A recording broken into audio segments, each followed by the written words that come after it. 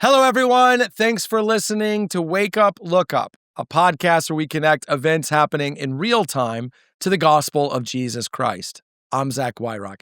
And in today's episode, we're talking about Nick Fuentes, and we're asking the question, is hate the new gospel? Now, this is prompted by an article I read recently in The Atlantic.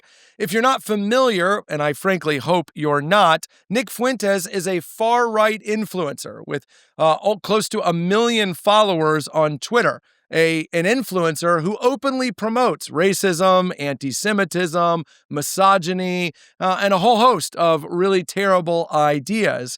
He routinely shares racial slurs, praises Hitler, and has a vision for a white kind of ethnocentric America, even going so far as to saying America should have and does have an ethnic identity. Fuentes' supporters are holding influence now, not only online, but in various federal government positions, giving up the frightening idea that maybe his ideas won't just be shared online, but actually permeate our federal government. And conservatives are struggling with what to do with him. A few have tried disowning him or disavowing him publicly, but there's kind of an online mob that follows anyone who bothers to take a shot or to oppose Nick Fuentes. He is also really crafty about shaping much of his hatred into economic concerns, social concerns, so that if you accuse him of racism, he'll just say he's thinking economically or he's promoting positive social ideas. But every now and then, he's just out and out a man who speaks hate.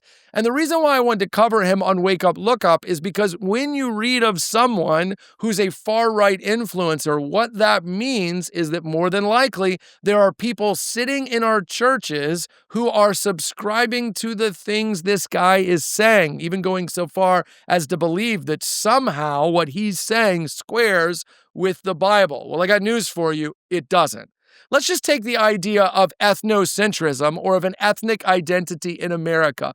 Listen, I love this country and I wish great things for it, both out of self-interest and out of the belief that it's the greatest country that the world has ever produced. But I'll say this, I am a follower of Jesus Christ, which means I don't belong fundamentally to America. I belong fundamentally to the kingdom of Jesus. And if you only like white people, I got news for you. You're not going to like the kingdom of Jesus, because time and time again, when it's described, it is described, to borrow from Revelation 7, as a great multitude from every nation. In fact, let me just say this, statistically speaking, thinking across human history, if you're white in heaven, you're going to be in the minority. And if you don't like that, it might be because you're not actually following the guy who's building the kingdom. Because what the Bible teaches is the inherent value of every single human being because they're made in the image of God. And that value is not linked at all to ethnicity or the country that they are from. Simply put, as a Christian, you have more in common with a brown or black believer than you do with a white American. And if you don't, then your priorities are out of whack. Second, hate speech of any kind violates pretty clear commands of Jesus, who said in Matthew 5 to love your enemies. Now, I don't actually think that any of the people that Nick Fuentes counts as his enemies are my enemies. I'm married to a woman. She's pretty great. I have friends who are not white. They're pretty great. I have friends who are politically left-leaning. They're pretty nice people. I don't hate any of them, and I'm not interested in doing that. But even if you saw any particular group as your enemies, Jesus says, great, once you've identified your enemies, here's how you treat them.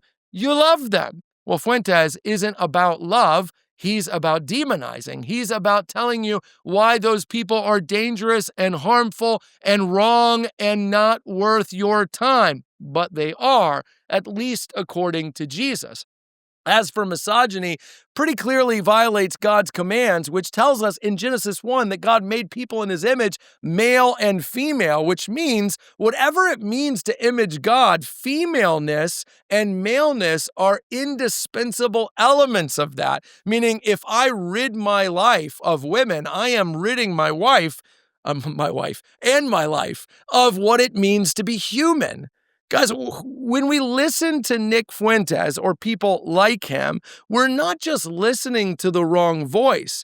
In order to listen to him, we have to turn down the voice of God because they're saying completely different things. Listen, the Bible makes clear that being a Christian means Jesus is king. And if Jesus is king, what he says is good is good. What he says is bad, no matter who online disagrees. So here's a pretty easy application of this. If you've been buying into the ideas of Nick Fuentes, you need to repent.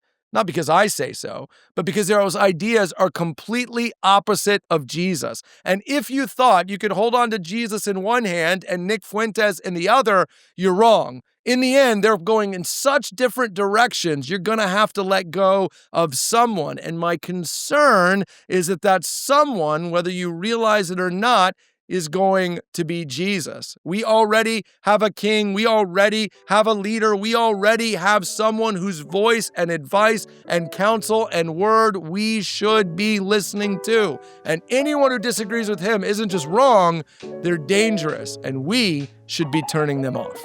Hey, thanks for watching this episode of Wake Up, Look Up. If you enjoyed it, please help us get the word out by sharing it with someone you think might benefit from it. And while you're here, make sure to subscribe to our YouTube channel to get further content, or even download the CCC app, where you'll find even more resources to help you grow in your faith and relationship with Jesus Christ.